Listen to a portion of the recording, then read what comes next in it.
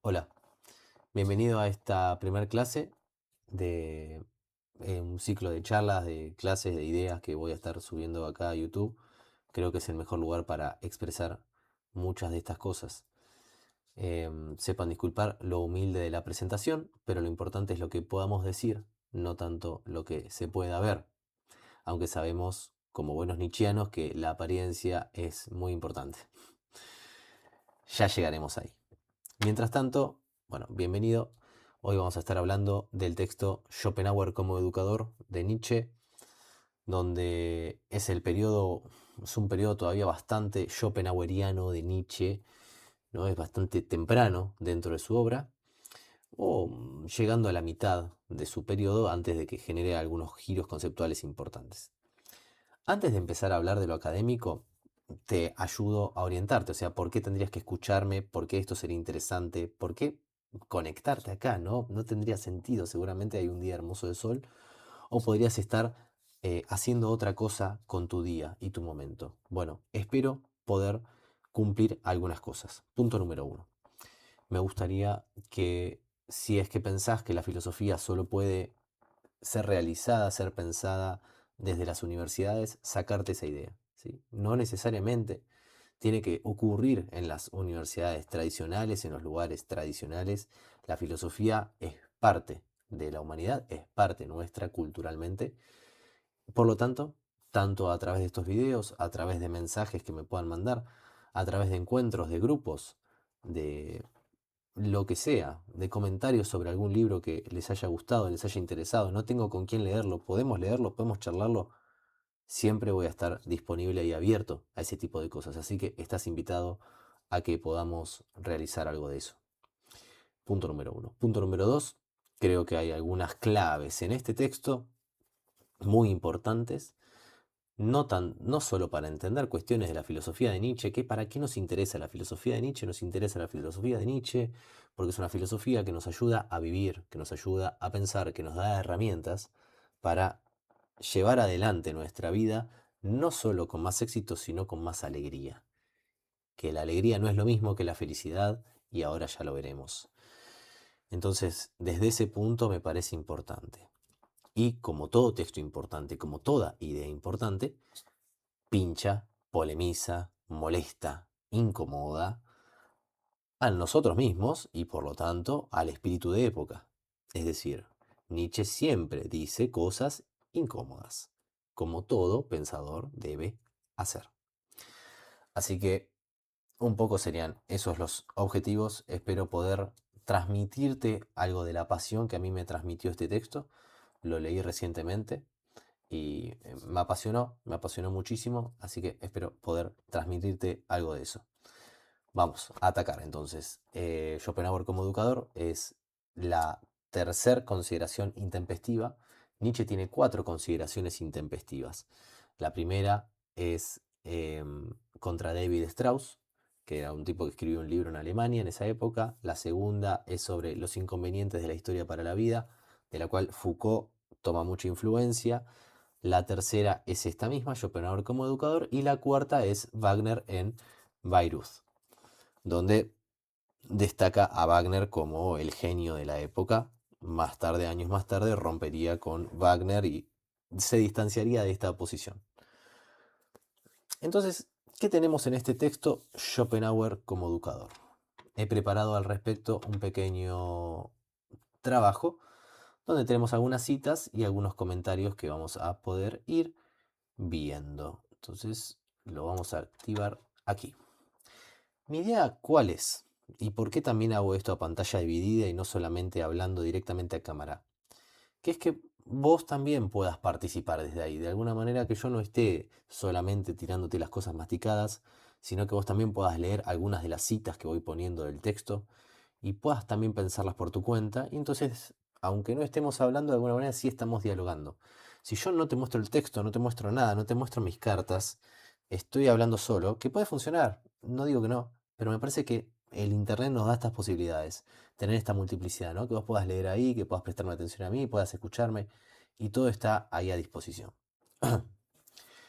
Entonces, algunas provocaciones que plantea Nietzsche ya de movida, ¿no? Acá te tiro algunos anzuelos para que completes el video y sigas escuchando. ¿Qué te pasa? ¿Qué pasa si te planteo la pregunta sobre la felicidad, ¿no? ¿Es la felicidad el sentido de la vida? Cada vez que somos pequeños, ¿no? Vemos un pequeño, ¿no? Que empieza a descubrir algunas cuestiones del mundo medio escabrosas, ¿no? Como que algunas personas se mueren, o, o que hay enfermedades, o que la mascota se fue, o que de repente hacemos todos los días lo mismo. Entonces, ¿qué sentido tiene que un día sea igual al siguiente y el siguiente sea igual al siguiente? Entonces, el niño le pregunta al padre, ¿no? Papá, papá, ¿qué sentido tiene la vida? ¿Para qué estamos vivos? Y el padre le dice, para disfrutar, para ser felices. Y supuestamente el niño debe quedar tranquilo con esa respuesta. Bueno, si cualquiera fue un niño y hizo esta pregunta y ha recibido esta respuesta, sabe que es terrible esta respuesta. No tiene absolutamente ningún sentido. Racionalmente no tiene ningún sentido. Bueno, Nietzsche recoge el guante sobre este conflicto infantil que hemos tenido todos. Entonces, dejémoslo ahí pinchado. Dijimos, ¿y si la felicidad no es el sentido de la vida? ¿Qué sería el sentido de la vida? Nietzsche nos va a responder esto. Segunda provocación. ¿Y si el Estado no debe fomentar la cultura? Esto más a un nivel político, ¿no? Tenemos tanto este prejuicio, ¿no? De que el Estado y los gobiernos muchas veces tienen que ir atrás, ¿no? De nuestras expresiones culturales, del arte, que lo tomamos como un sentido común. Pero ya Nietzsche lo discutía en esta época. Y vamos a ver los argumentos que utiliza, que tienen que ver con la primera pregunta, por supuesto. Y después la tercera, que está a través de toda la obra de Nietzsche, que es, ¿y si la mayoría no importa? Directamente dialogando con el utilitarismo. ¿Qué pasa si lo que quiere la mayoría no importa a un nivel real? Acá vienen todas las acusaciones a Nietzsche, que entiendo que tienen algún tipo de argumento, pero en otro sentido no, de elitismo, de nazismo, de racismo, eh, aristócrata, sí, se acepta porque Nietzsche evidentemente está pensando en una existencia aristocrática. Y algo curioso que dice Ortega y Gasset, que es, no es que el hombre puede elegir si es que somos aristocráticos o no, sino que el hombre es esencialmente aristócrata. Tremenda definición de Ortega y Gasset en La rebelión de las masas. No nos vamos a meter mucho ahí ahora igual. La idea de aristocracia sería que algunos pocos, ¿no? Eh, en términos políticos, que algunos pocos gobiernen. Pero Nietzsche no hace este tipo de aclaraciones políticas, ¿no? Como cómo debería configurarse los gobiernos. O sea, de alguna manera podríamos meterlo a Nietzsche políticamente en cierto coletazo liberal de la modernidad, porque no se esgrime muy positivamente en términos políticos. Bueno, esto debe ser así, así, no es Platón. Entonces, pensar que está pensando en un gobierno de pocos no termina de cerrar. Sí, sí espiritualmente. Sí espiritualmente lo ve así, totalmente. Pero no se expresa de que eso tenga que tener una relación política. Arrancamos. Muy bien. Entonces estas tres provocaciones, antes de escandalizarnos, veamos qué sucede, ¿no? Uno, vamos a ir con el diagnóstico del texto, ¿no? Algo huele mal. Y el diagnóstico puede ser el mismo que tenemos hoy en día. Cita de Nietzsche. En el fondo, todo hombre sabe muy bien que solo está una vez en cuanto ejemplar único sobre la tierra, y que ningún azar, por singular que sea, reunirá nuevamente en una sola unidad esa que él mismo es, un material tan asombrosamente diverso. Lo sabe, pero lo esconde. ¿Por qué? Acá está la profunda psicología de Nietzsche, ¿no? En el fondo todo hombre sabe muy bien que todos que estamos una vez en apariencia en esta vida. eh, ¿Y por qué nos escondemos, no? ¿Por qué nos refugiamos en el miedo? Nietzsche dice que estamos más pendientes de la opinión pública, nos refugiamos en la opinión pública, en el miedo al vecino, en el famoso el que dirán, en vez de agarrar la fuerza, ¿no? Ir en busca de eso que somos o que llegaremos a ser. Entonces, ¿por qué sucede esto? ¿Por qué los hombres se esconden? Hago una pequeña aclaración, por si no estás al tanto. Siempre que hablamos de hombres, hablamos de lo que sería hoy humanos. Elijo no hablar en términos de humano, porque el hombre remite a una forma histórica, que es la que Nietzsche piensa en el siglo XIX. El hombre es una forma histórica que incluye tanto al hombre y a la mujer. El humano lleva la distinción a un plano mucho más biologicista, mientras que el hombre tiene que ver con lo que el hombre padece, lo que el hombre enferma, lo que el hombre es en esa sociedad puntual. Por ejemplo, un hombre es una criatura moral. Un hombre es quien puede cumplir promesas, dice Nietzsche en uno de sus textos. Ese no es el humano, es el hombre como forma histórica. Muy bien, hecha esta aclaración, entonces, este algo huele mal de los hombres despierta en nosotros una repugnancia, un asco, que si llegaste hasta acá y te interesa Nietzsche, creo que también habrás sentido esta repugnancia por los hombres, esta repugnancia por los que te rodean o por los que has visto en la calle o por los que has visto en una situación laboral, una repugnancia por lo bajo, repugnancia por lo pequeño, repugnancia por lo que llama Nietzsche la perspectiva de rana, que hay algunas criaturas, algunos seres que viven en el barro, viven en el fango, miran desde ahí la existencia entera y que desde ahí edifican morales, valores o sus no valores son sus nihilismos. Entonces, esa repugnancia, ese mal olor, es fundamental para establecer el diagnóstico. Creo que todos sentimos un poco de olor a mierda, pero fallamos en los pasos siguientes. Este mal olor despierta en nosotros un sano pudor, ¿no? Como yo digo acá en este comentario que hice, frente a las generaciones futuras, ¿no? Muchas veces para mí es un ejercicio muy bueno para ponerse en perspectiva, pensarse en relación con los hijos, pero no solo con hijos biológicos, existan o no existan, vayan a existir o no, sino con lo que vendrá, los hombres que vendrán. Es decir, conectar nuestra sensibilidad con eh, un mundo por venir, no con la estricta actualidad. Y esto es parte de lo que yo quiero discutir con este texto, que hoy en día estamos en una gran tiranía de lo actual. Todo es lo que sucede ahora, todo es el periodismo, todo es los problemas que supuestamente ocurren ahora ya. Y la humanidad, nuestra vida, nuestra naturaleza, se relaciona necesariamente con lo que está más allá de la actualidad. Eso es todo nuestro mundo simbólico, cultural, espiritual, filosófico, religioso. Entonces, la repugnancia frente a los hombres presentes es un pudor o una atención y un amor, en el fondo, con las generaciones futuras. En este punto descubrimos un deber, un llamado y un fuerte sentido de responsabilidad en nuestros actos, ¿no? Uno siente responsabilidad cuando siente rechazo a los hombres que los rodean, pero debemos levantar ese llamado. El problema de que los hombres se identifiquen con la opinión pública es que actúan con el mayor de los desprecios por lo más noble de la especie y las generaciones futuras. Todo hombre sumido en la opinión pública, actualizado, es un hombre ensimismado. Liberarse es liberarse de la opinión pública, del miedo, del vecino. Entonces, este valor de la actualización, ¿no? Estoy muy actualizado, tengo toda la información al día.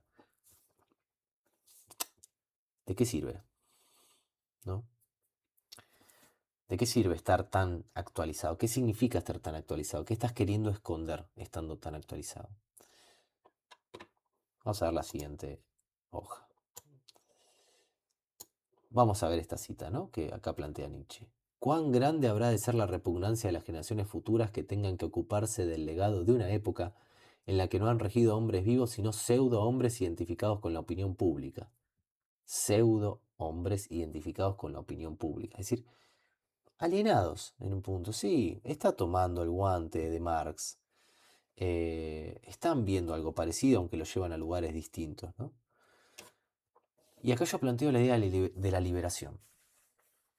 Porque estamos en la opinión pública, o lo que sería en Grecia, la doxa. La doxa es la opinión, frente a la aletheia, la verdad.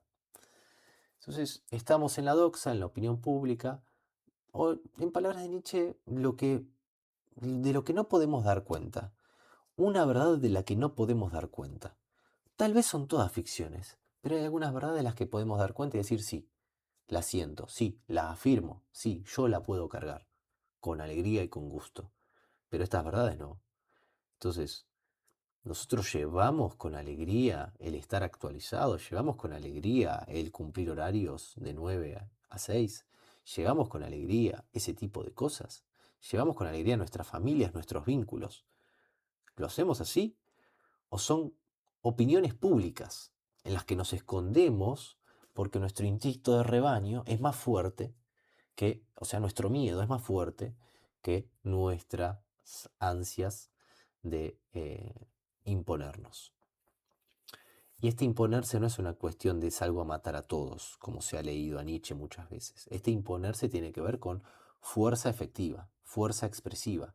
Eso es lo que es imponerse, como alguien levanta la voz o como alguien ni siquiera levantando la voz logra que un auditorio lo escuche. ¿Podríamos llamar violencia a eso? Es fuerza, fuerza efectivamente. Esto nos lleva al segundo punto, la idea de la liberación, que es lo que Nietzsche plantea cuando dice Schopenhauer como educador.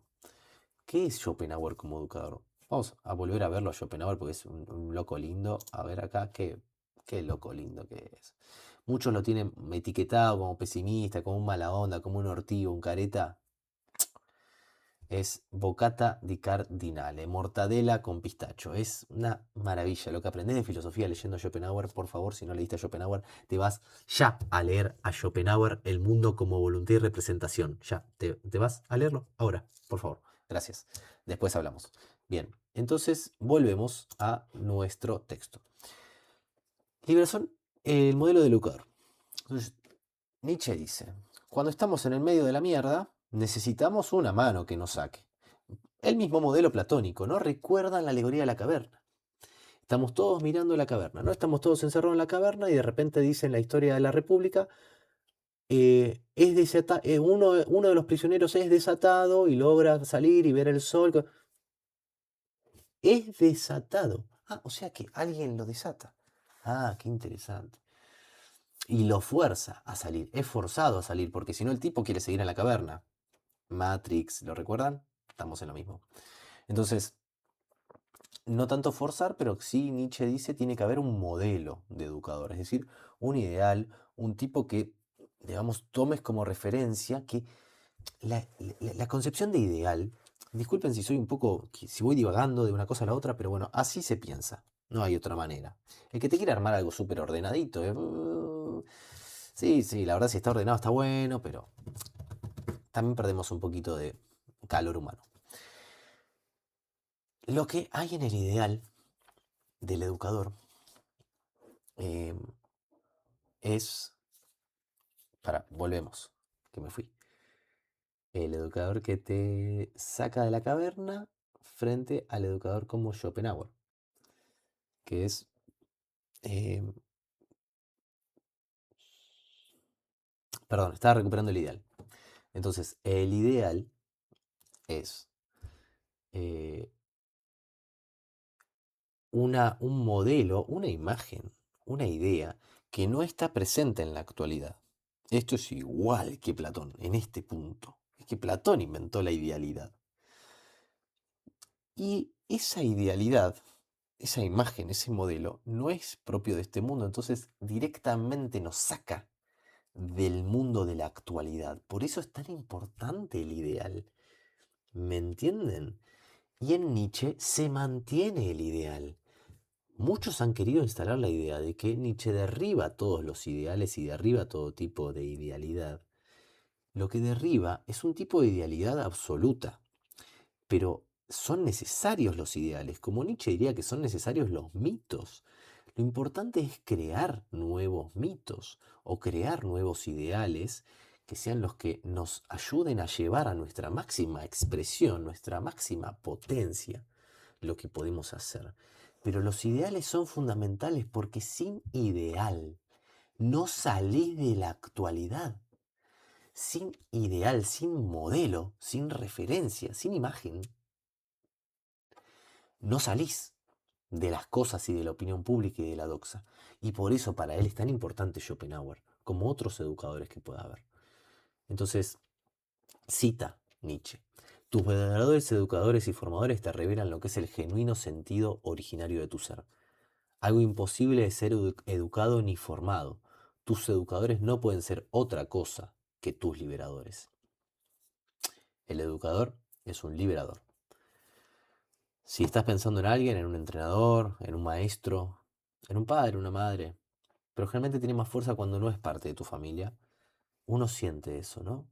Que en parte es algo que uno ya traía, pero que también el verlo allá afuera ayuda de alguna manera a generar una comunidad. El ideal del educador nos eleva a las sombras en las que nos escondemos, nuestras opulentas instituciones, el Estado, el lucro, la sociedad, la ciencia. Acá yo comento algo que señala Nietzsche, ¿no? Que el Estado, el negocio, la sociedad, el rebaño, la ciencia como el conocimiento por el conocimiento son formas que el hombre toma para esconderse, ¿no? Para inmiscuirse en la sociedad.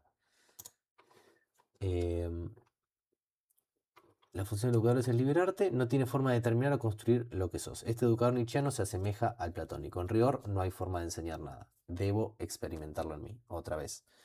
No cree Nietzsche en la educación, en los psicopedagogos, en los acompañantes terapéuticos. Cree en el educador como modelo, pero yo debo experimentar eso. No tenés forma vos de enseñarme a mí. De alguna manera lo que soy, ya lo soy. O lo que soy, ya lo puedo ser. Punto número 3. La vida del filósofo. Y acá ya empezamos a tocar el asunto de la felicidad. Ya sé que lo estoy demorando, pero bueno, después viene lo mejor. Estamos con unas entraditas, ¿sí? Entonces ya vimos el tema de la repugnancia, ya vimos el tema del educador. Y ahora la vida del filósofo. La vida del filósofo, ¿saben cómo es? Peligrosa y sufrida. Nietzsche arma la idea del filósofo. Vamos a leer la cita. Para el hombre no común, la vida estará privada de cuanto en la juventud acostumbra a desearse de ella. Alegría, seguridad, ligereza, honor. El aislamiento como destino es el regalo que recibirá de sus congéneres. El aislamiento como destino es el regalo que recibiremos. Nos van a ridiculizar, se van a reír de nosotros, nos van a aislar, nos van a castigar. El ejemplo está en el mismo Sócrates, en el cristianismo Jesucristo. Otros filósofos tardíos también ha pasado, desde Giordano Bruno. Bueno, después en la ciencia también se ha señalado. Spinoza, Nietzsche mismo. Y la lista sigue y sigue y sigue. Los artistas lo mismo. ¿Y esto cómo debe ser recibido por el filósofo? ¿Debe insultar porque no es bendecido por la sociedad? ¿Debe insultar porque no recibe una beca? ¿Debe insultar porque está distanciado de la sociedad? Bueno, lo que sucede es que no. Porque si el filósofo dice algo que realmente importa, significa que eso va a contrapelo de la época en la que vive. Todo pensamiento, toda filosofía para Nietzsche es intempestiva, está fuera de este tiempo. Al decir cosas fuera de este tiempo, es decir, fuera de la opinión pública, es decir, ideales, es decir, fuera de la actualidad, nos vamos a ganar, o el filósofo se va a ganar, el desprecio de la sociedad, consciente o inconscientemente. Si es demasiado consciente, directamente la violencia puede ir contra él. Sócrates. Si es inconsciente, el aislamiento, el distanciamiento, el silencio atroz. Em, y es normal, son las reglas del juego. Pero el filósofo debe entender que trabaja por algo mucho más importante que su felicidad. Y eso es lo que ocurre ahora. La cultura. ¿Cuál es el fin de la humanidad entonces? La cultura. No la felicidad, sino la cultura. ¿Y qué es la cultura? La cultura es la expresión máxima de lo que podemos hacer, ¿no? Lo que somos en tanto que humanos. En este texto sí, Nietzsche es más teleológico. ¿Qué es teleología? Considerar que la naturaleza de un ser, de una criatura, está determinada por lo que puede llegar a ser o lo que para lo que ha sido hecha. Es decir, un clavo tiene su causa final en ser clavado y por eso fue hecho. El martillo tiene su causa final en martillar un clavo y para eso fue hecho, si no, no hubiera sido hecho, si no, no existiría. Entonces, en este punto, todo científico incluso hace teleología cuando investiga la ciencia. Cuando agarra un objeto, lo mira, supone que todo tiene una razón de ser. Y eso es pensar en términos de causa final, que eso es la teleología. Cada vez que miramos la naturaleza, suponemos que todo tiene una razón de ser porque más o menos la cosa marcha. Es decir, pasan las generaciones y la naturaleza no se extingue. Significa, o pareciera significar, que hay una relación armoniosa entre todo eso que existe. Y para nuestra razón, y esto ya lo dijo Kant, es absurdo pensar que todo eso es una mera casualidad. Aún pensando que es una casualidad, actuamos como si no lo fuera.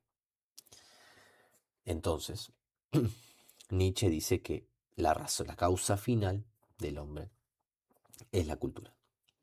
La cultura es esa expresión máxima, que está a cargo de los filósofos, los artistas, los santos, es decir, la filosofía, el arte y la religión, que conecta al hombre con otros tiempos, que es intempestivo y que lleva adelante la mayor proeza que pueda llevar la humanidad. Expresada a veces en individuos, sí, pero en representación de la humanidad entera.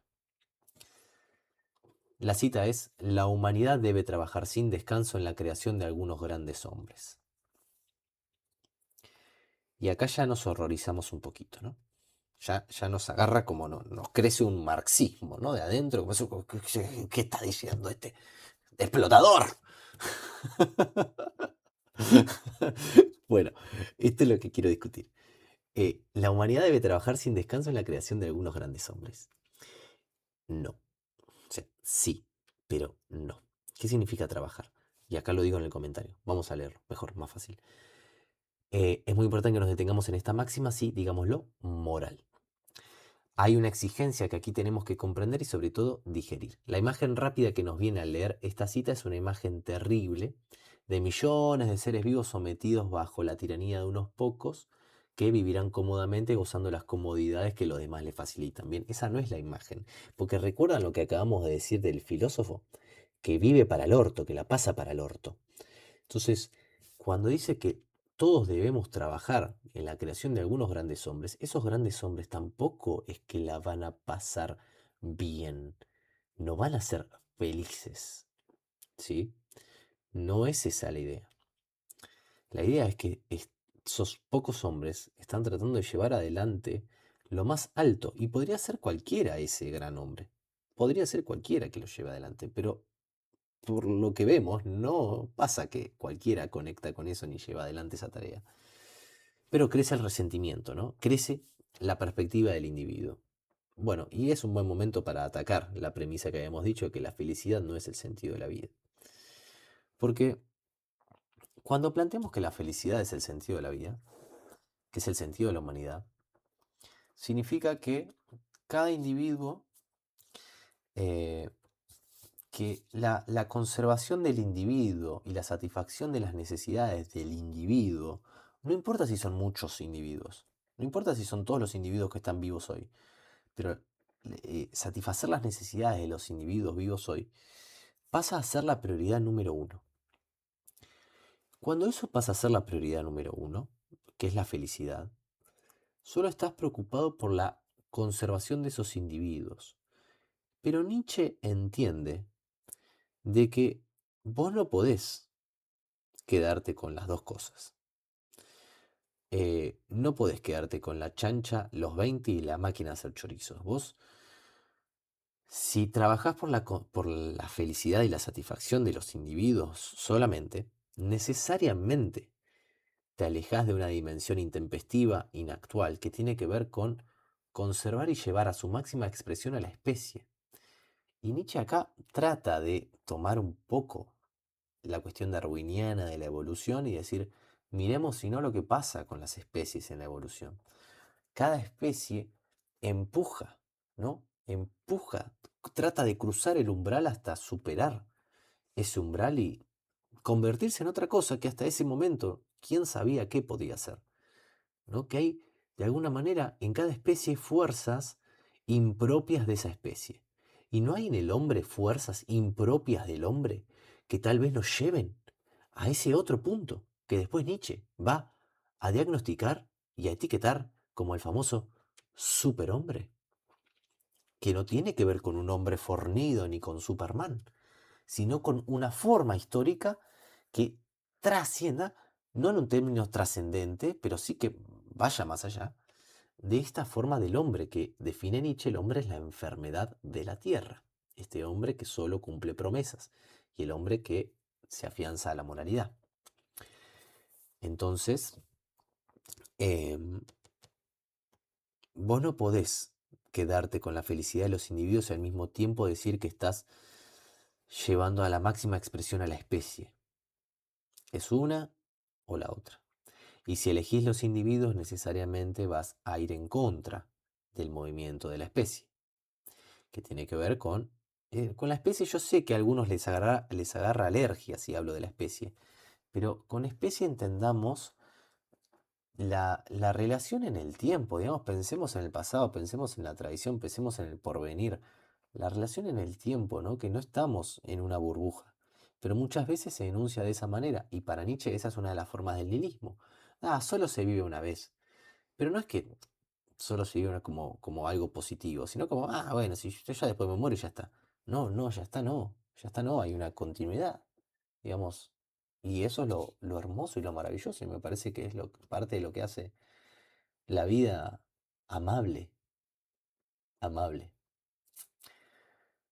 Entonces no podés quedarte con las dos cosas. Nietzsche acá es tremendo porque dice, la felicidad, si vos solo vivís por la felicidad, no salís del mundo animal. El animal persigue la felicidad. El animal persigue la conservación de individuos. La bestia. Entonces, si queremos ir un poco más allá, la respuesta es la cultura.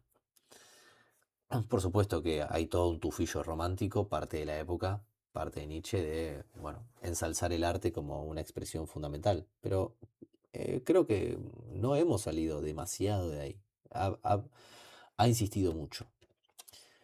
Em, Muy bien, esto lo hemos trabajado ya y vamos a algunas citas que son muy relevantes. ¿Cómo adquiere tu vida? Quiero que me escuches. ¿Cómo adquiere tu vida, la vida del individuo, su máximo valor, su más profundo sentido? Solo tenés un camino. Vivir en provecho de los ejemplares más raros y valiosos, no en provecho de los más, es decir, de los que tomados individualmente valen menos. Wow, fuerte, ¿no? O sea, ¿cómo tu vida va a tomar valor? Vos decís, bueno, haciendo lo que tengo ganas, haciendo lo que deseo, disfrutando. ¿Es eso? ¿Es solo eso? ¿Es solamente eso? Kant, en su armado ético, distingue felicidad de satisfacción. Puede llegar a estar cerca de esto, ¿no? Porque en la felicidad solo se cumplen nuestros deseos, Pero en la satisfacción, o acá lo que plantea Nietzsche, que yo hablaría más de alegría, eh, ya tenemos un sentido de responsabilidad y de un deber frente al ideal de cultura y de humanidad que no está en la felicidad. En la felicidad no hay ideal. En la felicidad no hay ningún camino que satisfaga a nuestra razón y a nuestros anhelos humanos. En la felicidad es eso, es ir a las fiestas, es alcoholizarse, es el sexo. Este es un problema que la filosofía viene peleándose desde toda la vida, ¿no?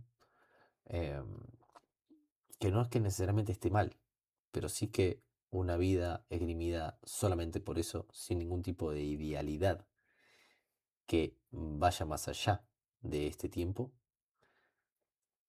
se queda corta, ¿no? Y es muy canalla con la especie.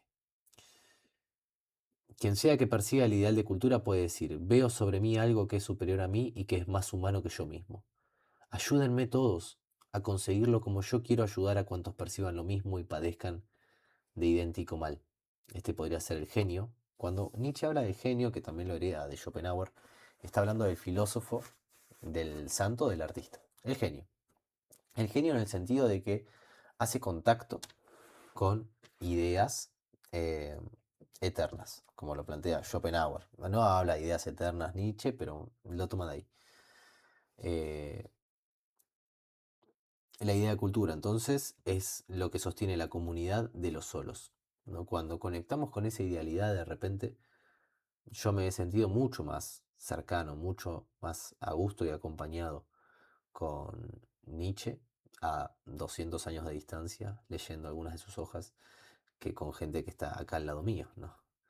Y eso es lo que sucede, esa es la maravilla, me parece, de sentir esa comunidad y el agradecimiento y el amor de que algunos hombres no se sometan a la opinión pública, que no sean presas del miedo, porque de repente, ¿no? Nos dan la mano acá. Y si esos hombres nos salvaron la vida, si Nietzsche, si Schopenhauer, si Platón, si todos esos hombres nos salvaron la vida haciendo lo que hicieron, con un profundo acto de amor, o sea, enfrentándose a todos, Spinoza, arriesgando todo, absolutamente todo por escribir lo que realmente pensaba. ¿Y nosotros nos vamos a quedar cómodos porque nos dio miedo? No, no podemos hacer eso. Si nos salvaron, nos salvaron. Fíjate vos quién te salvó. Tal vez no fueron estos tipos, pero fueron otros artistas que escribieron hace un montón de tiempo, que empezaron a actuar, a hacer teatro, que empezaron a hacer sinfonías. ¿Nos vamos a cagar en todo eso? Por eso es importante. El ideal de cultura impone una única tarea: alentar el surgimiento del filósofo, del artista y del santo en nosotros y fuera de nosotros. Tratar de promover siempre eso. Y llevándolo a una forma de hablar más directa, siempre apostar por lo fuerte en el otro, no por lo débil, no por la parte del otro que se refugia en la opinión pública, sino por la parte del otro que sale de la opinión pública, por esa parte incluso bizarra, rara, que decís, uy, qué raro que sos, pero al menos salís. Por eso todos los locos son interesantes, porque al menos salís de esta opinión acartonada, vacía, esta forma de la razón totalmente extinta. Así que de alguna manera conectar con lo raro, con lo fuerte que hay en el otro y apostar siempre por eso, no por lo débil. Si un amigo te dice, oh, bueno, venís acá a juntarme las lágrimas, mejor, mejor hagamos otra cosa, ¿no? Mejor tratemos de generar otras dinámicas que alienten a sacar algo más fuerte, no esa parte tan humana, demasiado humana. Muy bien. Número 5. Creo que no estaría mal que puedas ver esto en algunas partes porque si no se hace un poco choclo. Lo cultural no es político. Desde que el mundo existe se han fundado ya muchos estados. ¿Cómo podría bastar una innovación política para convertir a los hombres de una vez por todas en habitantes satisfechos de la Tierra? Y acá el escepticismo con la política, ¿no? Con lo social, como resolución de problemas filosóficos, de problemas humanos, existenciales.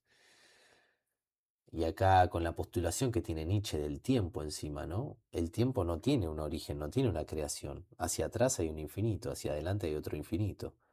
Si alguna forma hubiera sido la definitiva, algún estado, alguna organización política hubiera satisfecho la existencia de los hombres, ya se hubiera realizado porque tengo un pasado infinito hacia atrás. Entonces, si tengo un pasado infinito significa que no hay ninguna forma definitiva a llegar. Por lo tanto, eso no va a suceder. Pero bueno, todo el ideal revolucionario de la política, del positivismo, todo trata de resolver lo filosófico en lo político. Atroz para Nietzsche. Atroz porque no tiene nada que ver. Porque lo que ignoran los políticos y la idea de que la cultura es producto de la política, que digamos es todo el pensamiento de izquierda, incluso con ideas como lo personal es político, que se han discutido mucho últimamente, que en realidad vienen de hace tiempo, o de que todo se reproduce en la familia, ¿no? Y en lo político, y que a partir de lo político es como pensamos, y la filosofía y la cultura. Que hay una forma de pensarlo así, lo entiendo, pero genera esta ilusión, esta falsa ilusión de que a través de modificaciones políticas que supuestamente podríamos decidir, ¿no? Medio con esta trampa estructuralista de como, bueno, lo que yo soy producto, pero me pongo como causa de lo político. Hay operaciones, pero hasta ahí. Pero no se puede erradicar el sufrimiento, porque el sufrimiento es inherente a la existencia. Es decir, vemos a los animales y hay hambre, hay miseria, hay asesinatos, hay todo. ¿Y por qué nosotros, simplemente porque somos hombres, podríamos erradicar el sufrimiento de la existencia? Es una estupidez atroz. Pero vamos con esa idea de que lo político puede solucionar los problemas del sufrimiento y filosóficos, y así negamos la dimensión filosófica y encima no vamos a solucionar el sufrimiento inherente a la existencia y bloqueamos pensarlo. Entonces la filosofía está ahí para pensar el sufrimiento muchas veces. Por eso la filosofía tiene que ser triste en un punto, incómoda, incomodarse, porque se distancia de la sociedad que lo rodea. Vamos a leer el comentario. Ningún problema filosófico puede resolverse en la política. El sufrimiento de la existencia no es político. Acá podemos recordar cómo distintas corrientes de pensamiento del siglo XIX y XX han buscado someter a la cultura a lo histórico-político, como les decía, desde el pensamiento marxista hasta el utilitarismo. Recuerden que el utilitarismo es someter todo al bien mayor, ¿no? Si le conviene a la mayoría, todo el tiempo tenemos discursos utilitaristas. Si le conviene a la mayoría, si para la mayoría es bueno, es bueno. Si para la mayoría es malo, es malo. Por lo tanto, en ese punto, la cultura, lo que somos culturalmente, va a estar definido por lo que sea útil a la mayoría.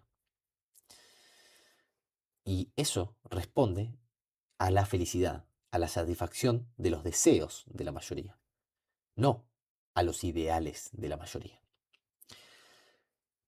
Entonces estamos en el mismo paradigma. A su vez, la cultura tampoco debe subordinar a la política. Y esto está muy bueno y me parece que acá hay un argumento importante para eh, los que quieren endilgarle un nazismo permanente a Nietzsche. Nietzsche tiene una perspectiva aristocrática. Nietzsche piensa en las minorías. Nietzsche piensa que las mayorías son una mierda. Pero jamás habla de que un filósofo, de que los genios o que la cultura ocupe un lugar de poder político que organice la sociedad. Es decir, el ejemplo máximo de la cultura subordinando a la política es, si lo adivinaste, Platón con la República. Platón sí arma al rey filósofo, al genio, que él debe organizar y pensar todo el sistema político y debe gobernarlo y armar su sistema de castas y todo eso. Sale mal. Primero, no se puede llevar a cabo. Y segundo, sale mal, porque estás contradiciéndote. porque estás reproduciendo un estado, una forma de poder completamente anti-nietzscheana. Un estado, ¿vos entendés lo que es eso? No, es lo que no tiene fuerza por sí mismo, por definición. Si estamos yendo atrás de una libertad, estamos yendo atrás de quien puede hacerse cargo de las fuerzas, de las verdades que afirma, y el Estado nunca va a afirmar verdades por sí mismo. Nunca Nietzsche afirmaría una máquina estatal que persiga gente y mate gente. Estamos locos.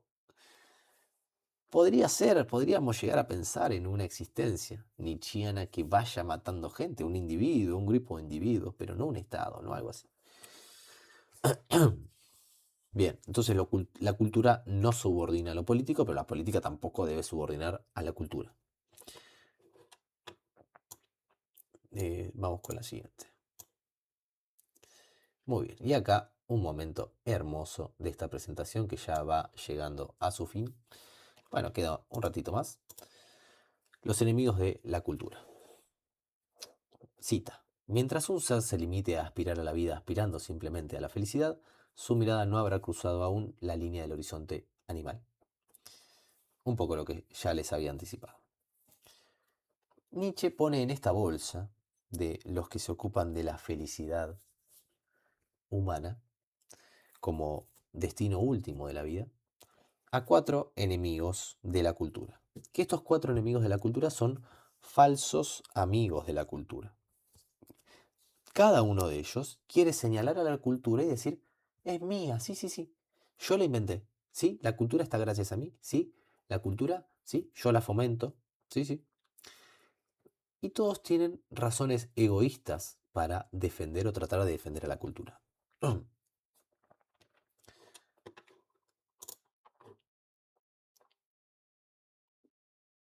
Entonces, estos cuatro enemigos de la cultura comparten la característica de orar interesadamente desde un marcado egoísmo, como ya dijimos, lo cual siempre significa una carencia de amor y de ideales. Amor siempre vinculémoslo a lo que va más allá del tiempo actual. Tiene que ver con una renuncia de sí en un punto, renuncia de la felicidad individual, la renuncia de los deseos del individuo, en pos de qué? De estos deberes, de esta responsabilidad, de estos ideales que van más allá de la mera actualidad del individuo. Entonces, amor, ideales en este punto están en un mismo sentido. A su vez, son los peores enemigos porque cada uno de ellos quiere atribuirse la defensa de la cultura, como decíamos. Odian profundamente al genio. Entonces tenemos a los primeros, ¿no? Los acomodados. Los acomodados, esto está lleno, ¿no? Que dicen que esto es una premisa que está, pero la tenemos muy, muy, muy, muy arraigada. Por eso tenemos que ir con bisturí para que Nietzsche nos saque estos prejuicios, ¿no? Tanto conocimiento y cultura como se pueda. Esto lo decimos todo el tiempo, lo pensamos todo el tiempo. Si hay más películas mejor, si hay más poesía mejor, si hay más sinfónicas mejor, todo, todo, todo, cuanto más arte mejor, mejor, mejor, mejor. Pará. Pero ¿qué función está teniendo eso? Los acomodados dicen, estos egoístas, que Nietzsche señala y dice, bueno, pero estos ya gracias a la cultura reciben beneficios, generalmente en forma de dinero, de propiedades, de adquisiciones o incluso de honores muchas veces. Entonces asocian, someten la cultura a la felicidad. Es decir, ¿por qué tanta cultura, tanto arte como se pueda? Para que vivamos mejor, para que seamos más felices. Y nos choca porque parece que tiene sentido, ¿no? Sí, claro. Más cultura para ser más felices. Pero otra vez volvemos. Ser felices es la mayor expresión de lo que podemos ser. Que los individuos estén satisfechos, que sometan la cultura a su satisfacción. Es decir, en el fondo, digamos, cada vez que criticamos TikTok, que criticamos las redes, que criticamos esas series livianas de Netflix, lo estamos haciendo desde ese lugar. O sea, son muy agradables. Por algo la gente lo sigue haciendo. De alguna manera vos estás nervioso, estás tenso, estás con insomnio, te pones la serie, te pones el TikTok o te pones esas cosas y de repente la pasás, la haces más llevadera. Podrías decir que te hace más feliz. Y hay gente que te dice, me hace feliz, ¿por qué voy a dejar de hacerlo? Me gusta McDonald's porque voy a dejar de comer. No, porque en realidad te hace feliz. Entonces, que la cultura esté sometida a la felicidad de los individuos es, de alguna manera, matar la cultura. Y encima la asocian a la obtención de riquezas, de propiedades, de beneficios económicos, ¿no? Entonces la cultura debe pagar, ¿no? Yo hice esto, entonces me deben pagar. Yo hice esto y me deben retribuir porque esto tiene valor, porque los hice felices o les cumplí sus deseos y satisfacciones. El genio, el artista real, simplemente da, tiene el don de dar, ¿no? Y el don es eso también, es un dar. Entonces, dar desde el amor, desde el desinterés. Siempre que ya hay un interés de por medio, hay un egoísmo, ¿no? Y los acomodados siempre les gusta que todo sea rápido, que sea ágil, ¿no? Si vos te encerrás a tardar 10 años en escribir algo, en preparar algo, en pensar algo, ya le den eso un tufillo como de elitismo. Los acomodados siempre se pronuncian en pos de lo popular, del pueblo, nosotros hacemos cultura para el pueblo y demás. Está muy, muy arraigada esta posición.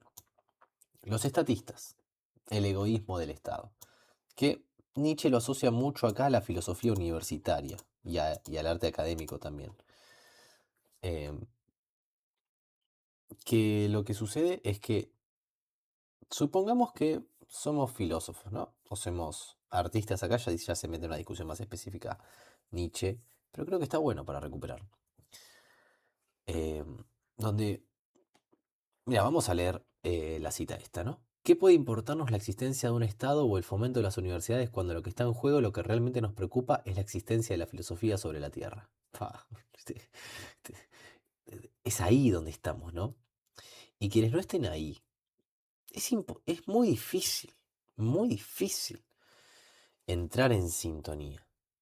Yo estoy ahí, yo estoy ahí definitivamente, o sea, y quienes vibramos ahí entendemos la relevancia y la importancia y que es mucho más real un problema artístico que los problemas cotidianos, ¿no? Y somos mucho más sensibles a este tipo de problemas que a los problemas que parecen tremendos de la actualidad, pero que no dejan de estar referidos a los individuos que ocasionalmente hoy están vivos, pero el arte juega con lo que eternamente nos incumbe. Entonces, son dos sensibilidades diametralmente opuestas. A lo que íbamos con el Estado es que si un filósofo, un artista reclama, ¿no?, paternidad del Estado, que el Estado lo subvencione, que el Estado lo cobije, que el Estado lo reciba en sus instituciones, habrá perdido, ahí dice Nietzsche, de esa manera ya no estará en busca de la verdad.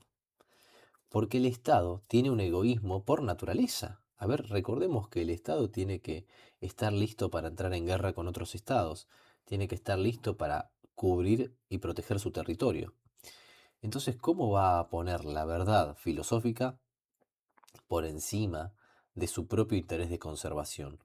¿Qué sucedería si un filósofo descubre una verdad que va en contra de la constitución del Estado? Ese filósofo sería expulsado, no podría estar dentro del Estado.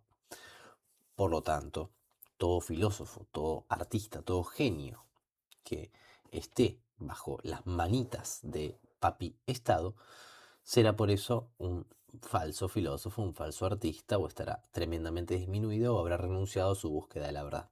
Porque el Estado no puede salir de su propio instinto de conservación. Y acá podríamos decir, bueno, pero si el Estado está queriendo conservarse, significa que se está conservando la sociedad, ¿no? Porque el Estado es la sociedad. Bueno, ahí Nietzsche diría radicalmente no. Y si vemos la historia de la humanidad, el Estado, como lo conocemos, es una invención muy, muy, muy, muy reciente. Y la humanidad, que yo sepa, y la sociedad, que yo sepa, existe muchísimo tiempo antes. Por lo tanto, el Estado no es lo mismo que la sociedad. ¿De acuerdo? Y este es un punto importante, que es la de diferenciar la cultura del Estado, la cultura de lo político. Es lo mismo que veníamos diciendo antes. Porque si pegamos la cultura de lo político, entonces, no cuando hablamos de simplemente la economía, ¿no? No, bueno, que el Estado no pone plata en el cine, no pone plata en el arte, en la cultura, en la filosofía. Entonces, ¿que eso significa que eso se detiene? No hemos visto tremendas, o sea, recordemos la dictadura militar acá. En ese momento, artísticamente, digamos, la música que había, las cosas que se escribían, cómo estaba movilizado el mundo cultural de esa época, cuando el Estado en sí hacía todo en contra de ese espíritu cultural. Pero todo eso brotaba igualmente. ¿Por qué? Porque esos tiempos no los define, no se pueden planificar. E incluso la aparición del genio tampoco se puede planificar. Porque acá vos podrías tomar a Nietzsche y decir, bueno, perfecto, si Nietzsche hace un diagnóstico de que necesitamos más genios, más grandes hombres en la sociedad, armemos un plan quinquenal para producir genios en masa. Entonces vamos a armar unos campos de concentración en misiones donde vamos a extraer los genios. No, no funciona así.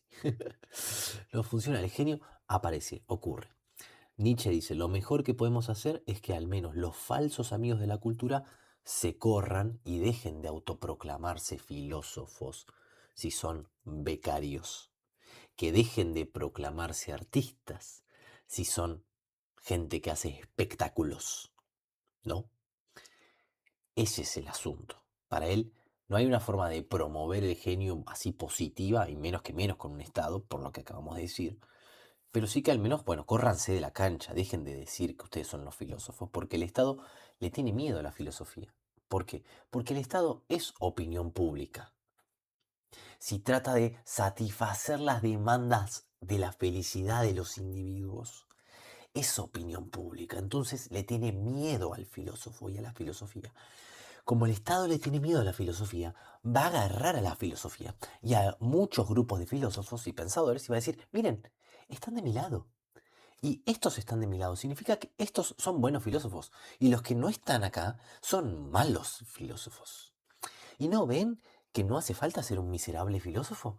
Se puede ser un filósofo y tener plata y ser bueno y estar junto con la comunidad. Error. No, hacer filosofía es ser un ostracismo. Tiene algo que ver con abrazar la infelicidad en un punto. En otro punto es lo mejor que nos pudo haber pasado en la existencia, por supuesto. Muy bien, vamos con redondeando este tema de los cuatro egoísmos. El siguiente egoísmo es el de los críticos, es el más sencillo, que es el de los que hablan de la bella forma, ¿no? Del arte o de la filosofía, sobre todo del arte, ¿no? De lo hermoso, tratan de hacer interesante un montón de obras que nunca nadie le dio bola, ¿no? Y escriben y hablan, ¿no? Porque acá hace esto, la obra acá hace esto, pero no tiene contenido, no tiene conexión ideal, ¿no? Entonces es como que hay ahí como una forma muerta que se engancha con lo más superficial del arte. Se engancha con la forma por la forma misma. Y se olvidan del contenido. Y que puede haber obras de repente que son como muy mundanas y tienen un contenido bárbaro. No sé, ha pasado con Roberto Arlt, ¿no? Que formalmente era un horror, era un espanto, y para un crítico hubiera sido un espanto. Pero claro, pero tenía contenido, decía. Y eso es lo valorable. Entonces el crítico se pierde de eso y en el fondo también es un egoísta porque está queriendo valorar o reproducir su mismo criterio de valoración. Y el cuarto egoísta, el más picante de todos. Ustedes pensaron que era el Estado. No, no, no, no. No es el Estado. Es el sabio. El sabio es el final boss del genio. El sabio es el mayor de los peligros. Está el sabio y está el genio. Esas son los dos personajes. Yo le dije la sombra junguiana. Es la sombra junguiana del sabio, el genio.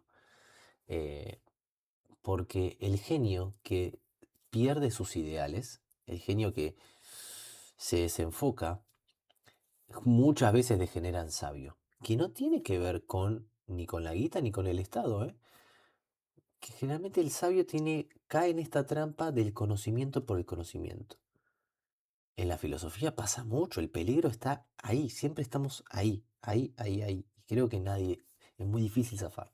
Esta idea de que leer un montón de libros y un montón de autores es divertido y de repente nos sirve a nosotros, como individuos, para sacarnos del aburrimiento. Uf, y Nietzsche dice, Y nada más le gusta a los sabios que ponerse a leer las opiniones de otros. Uf. Claro, nosotros decimos, no, leer es bueno porque te abre la mente. Todos esos discursos que tienen que ver con la cultura, nada, tienen que ver con un egoísmo de que vos querés salir de tu aburrimiento, entonces vos lees tus libritos, que claro, como tienen una apariencia de conocimiento y de que es algo positivo, claro, no pasa nada, pero en realidad en sí es lo mismo que irse a comer un bife de chorizo con papas fritas o ir a la cancha a ver a Boquita. Entonces el sabio es muy peligroso porque encima tiene esto de el conocimiento por el conocimiento que lo deja petrificado justamente. Y lo que tiene que hacer el genio es usar ese conocimiento como medio, digamos, no quedarse en la técnica o en simplemente en la recopilación de opiniones, sino usar esas herramientas para lograr decir algo y llevar más adelante la expresión humana. Acá hay una definición bárbara que da Nietzsche, ¿no? El sabio, ¿qué es lo que quiere? Quiere descomponer la naturaleza para entenderla. La imagen que tenemos del científico, ¿no? El científico estaría acá también. El sabio quiere descomponer la naturaleza, ¿no? Agarrar un pedazo de naturaleza, entender cómo funciona y te dice cómo funciona. Agarra los cuerpos muertos de los hombres, la anatomía, y te dice cómo el hombre funciona. El genio quiere acrecentar la naturaleza. No quiere descomponerla, no quiere entenderla, quiere que haya más. Quiere que brote, quiere que haya vida. Fisis. Pensamientos vencedores y vencidos. Con esto ya vamos cerrando. Gracias por quedarte hasta acá eh, y escucharme. En serio. Pensamientos vencedores y vencidos. Solo hay jovialidad donde ha habido una victoria. En este punto, lo que señala Nietzsche es que leamos un poco el comentario, creo que va a ser claro. ¿Qué diferencia un pensamiento alegre de uno triste? Spinoza nos diría que la diferencia es si aumenta nuestra potencia, nuestra capacidad de obrar. Y Nietzsche en este punto se podría declarar espinosista, pero hay algo más que añade Nietzsche acá. Toda jovialidad de un pensador o de una filosofía radica en si ha vencido o no. Cualquier pensamiento que ha triunfado, que ha vencido lo más difícil, es un pensamiento jovial, aun cuando en apariencia nos esté diciendo lo más terrible. Por el contrario, los pensamientos que en apariencia son luminosos pero no han vencido ningún contratiempo, entristecen, nos tapan con las tinieblas. Y es muy importante acá entender esto.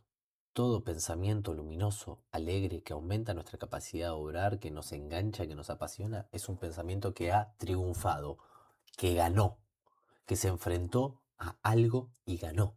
Y pudo, frente a un concepto, frente a una idea, frente a un sistema, ganó. Estamos rodeados de pseudopensadores, de gente que hace diagnósticos, de Byung-Chul Hans, de Eric Sadans, de Varoufakis y de la Pindonga, de no sé qué, que los leemos y nos llenamos de chatarra. ¿Por qué es chatarra? Porque lo leemos y decimos, ah, sí, coincido en lo que dicen las palabras, ¿no? Pero huele mal, huele mal, huele mal. ¿Por qué no me emociona? ¿Por qué no me emociona como cuando leo Nietzsche, como cuando uno lee Schopenhauer, cuando uno lee incluso Kant, Platón, otros tipos? ¿Por qué no me levanta de la silla? Porque no han triunfado, porque no le ganaron a nadie. Es muy bueno entender esto en la filosofía, como si estuviéramos en el medio de Grecia, donde la cuestión de la filosofía era un enfrentamiento permanente. Entonces, no le ganaste a nadie, Byung-Chul Han. ¿A quién le ganaste? Sería hermoso poder decir eso, ¿no? ¿A quién le ganaste? No le ganan a nadie. No han triunfado. Están derrotados. Y eso no emociona. Eso no nos conmueve. Incluso Nietzsche dice, no pasa por si decís cosas buenas o malas. Puedes decir algo terrible. La filosofía de Schopenhauer es terrible, es oscura. Pero como vence realmente algunas dificultades y sentís que su filosofía es fuerte, te conmueve y la escuchás. Después podés coincidir o no, pero digamos, hay un contacto, hay un encuentro. Estas filosofías de pacotilla de revista no le han ganado a nadie, no han ganado, no han triunfado. Entonces no te pueden conmover. Ese es el problema, ese es el problema. O incluso una idea que no se ha presentado a la batalla. Por eso, la tarea es exponerse. Como pensador, como artista, como lo que sea que hagamos, exponernos y ir a la batalla. Poner la vida en peligro, como decíamos que la vida del filósofo es peligro, poner la vida en peligro, ponernos en peligro. Hay algunas especies animales que para ir en busca de la hembra tienen que sacar sus plumas y volverse muy visibles, lo cual los hace visibles también para los depredadores. Así que la posibilidad de reproducirse, de mantener su linaje y de morir ocurre en el mismo momento. Entonces tenemos que exponernos necesariamente y eso significa tomar distancia con la opinión pública, con la felicidad, con la mera satisfacción de los deseos. Y eso significa que con esto vamos a cerrar. ¿Qué dice Nietzsche? Solo en el amor, el alma alcanza el deseo de mirar más allá de sí y buscar con todas sus fuerzas un yo superior y todavía oculto. Todo lo que estuvimos diciendo, todo lo que estuvimos repasando, no tiene ningún tipo de sentido si no lo encolumnamos en este afecto, en esta fuerza primitiva, metafísica y fundamental que es el amor. El amor como la fuerza que va más allá de este tiempo, el amor como lo que conecta, leamos el banquete de nuevo, este mundo con lo esencial, el amor como la renuncia de sí, el desinterés en mí mismo, ¿no? A mi felicidad yo aspiro a mi obra, dice Zaratustra en uno de los pasajes, y eso es el amor, esa entrega. Lo que ha escrito Nietzsche es amor, que contra toda contingencia, igual ha escrito su pluma y nos ha dejado estas palabras que yo ahora te transmito a vos y mando ese mensaje en la botella. Gracias y nos vemos.